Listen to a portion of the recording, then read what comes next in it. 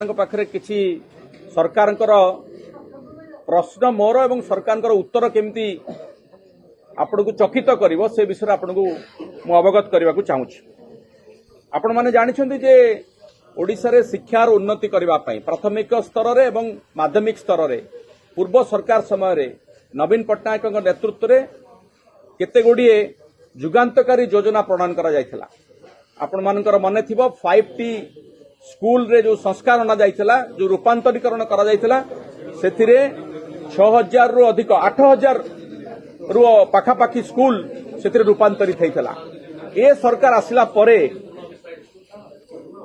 प्रति पंचायत रे गोटिए निम्न माध्यमिक स्कूल जहां को कहा जाउछि अपर प्राइमरी स्कूल सप्तम अष्टम श्रेणी पर्यंत थिबा स्कूल को गोदावरीश आदर्श विद्यालय परिणत करने घोषणा करथिले।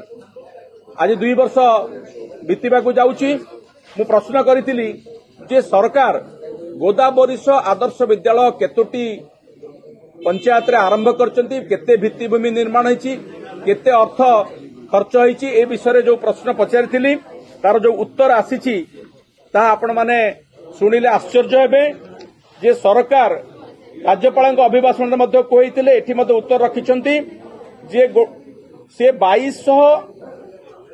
2200 गोदावरीश आदर्श विद्यालय करने को स्थिर कर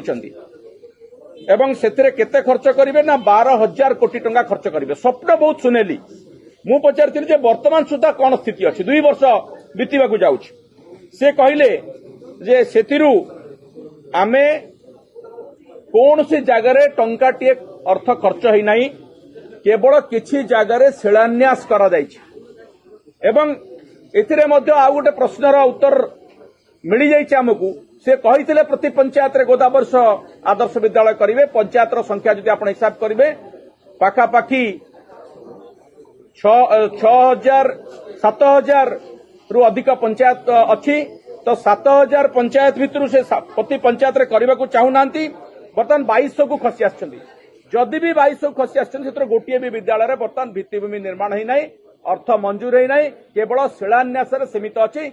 माननीय मुख्यमंत्री 2 थर से शिलान्यास पर्व कर सारे किंतु कौन सी जगह गोदावरीश विद्यालय है नहीं।